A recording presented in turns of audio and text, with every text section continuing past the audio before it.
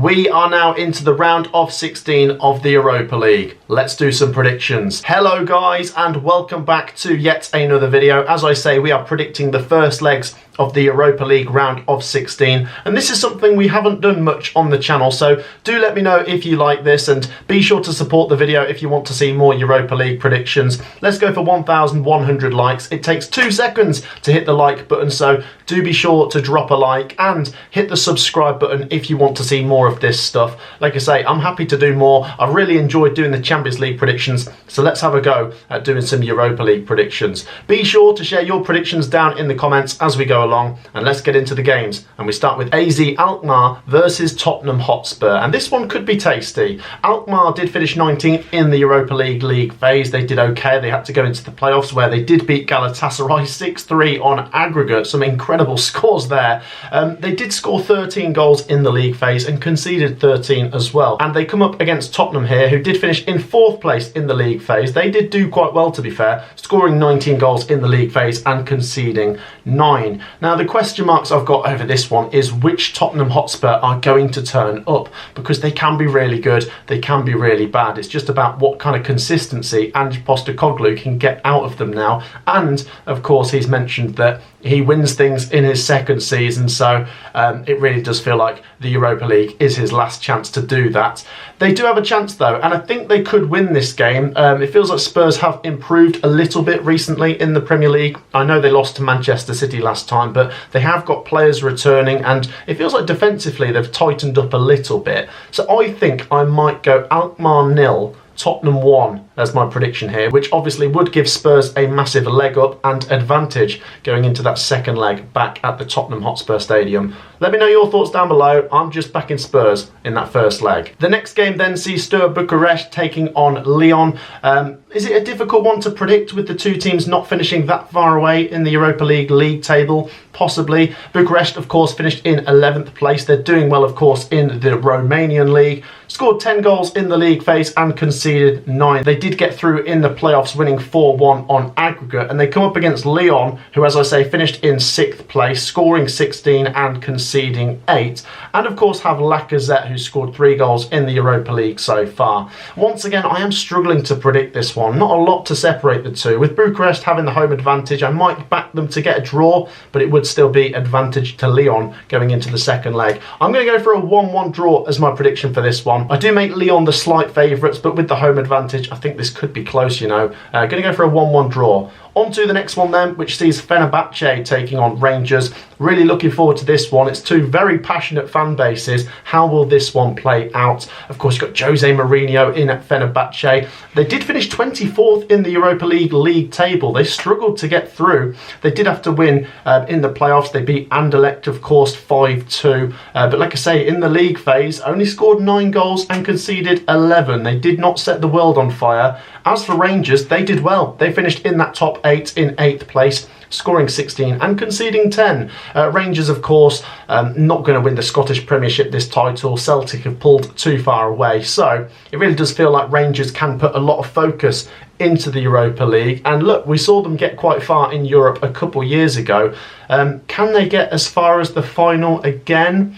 Maybe, so long as they don't mess up in the first leg, which is away from home. I think they might get a draw, you know. Fenerbahce are a little bit hard to predict, but in the Europa League, yeah, not been very consistent. I'm going to go Fenerbahce 1, Rangers 1 as my prediction, which I do think is a better result for Rangers on the road and gives them a massive advantage going back to Ibrox. Let me know your thoughts, Fenerbahce and Rangers fans. Next then, and we go to Real Sociedad versus Manchester United. Ooh, is this the game of the round? It's certainly up there. Real Sociedad, of course, finished in 13th place. They are probably one of the favourites to go all the way in the Europa League, but so are Manchester United, of course, and they are undefeated in the Europa League so far. In 3rd place they finished, by the way, scoring 16 and conceding 9 in the league phase. Manchester United have certainly had their problems in the Premier League this season when it comes to consistency, but it really does feel like they can put a lot of attention into the Europa League. I mean,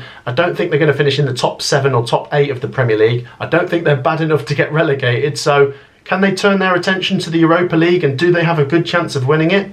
I think they do, you know, and as weird as Manchester United can be with their consistency, because they can be really good, they can be really bad, in a one-off knockout game, they actually turn up sometimes and tend to do all right. So I'm going to say Real Sociedad 1, Manchester United 2 as my prediction. I am going to back the Red Devils to win this one, and I do think they are going to be one of the favourites to go all the way. Wouldn't surprise me if Bruno Fernandes maybe gets the match winner in this one. Let me know your thoughts down below on Real Sociedad versus Manchester United. The next game then is between Ajax and Eintracht Frankfurt, and once again it feels like a difficult game to predict. Ajax did finish down in 12th place in the Europa League table, which is obviously lower than Eintracht Frankfurt. They did have to get past Union St-Gilloise 3-2 on aggregate in the playoffs. They're obviously doing very well in the Dutch Eredivisie division, and they've scored a few goals in the Europa League so far, so I do think they'll score in this. Eintracht Frankfurt, on the other hand, finished in 5th place, and they've scored a few goals themselves.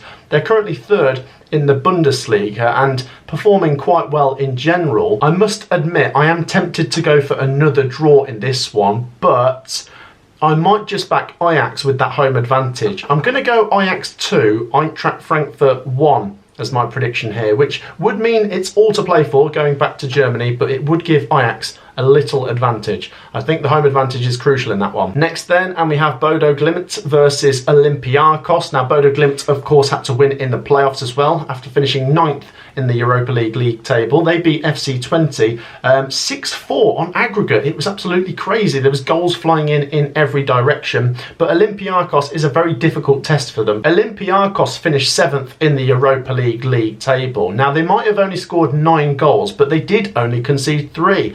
Very good defensively, a bit like Nottingham Forest, where Marinakis also owns a club. With Olympiacos, of course, they've got dangerous players. El Kaabi has scored quite a few goals for them this season, and I think he could be pivotal in this one. And if Olympiacos keep a clean sheet, I think they will win this game. I'm going to go Bodo Glimt 0, Olympiacos 2 as my prediction for that one. Let me know your thoughts down in the comments. That would give Olympiacos a massive advantage being home in the second game as well. Next then, and we turn our attention to Roma versus Atletico Bilbao, and once again, it's very difficult to predict. I'm really not having much fun here. Roma finished in 15th place in the table. Atletico Bilbao finished in 2nd. Inaki Williams has scored 4 goals in the Europa League so far, and as a team, they've only conceded 7.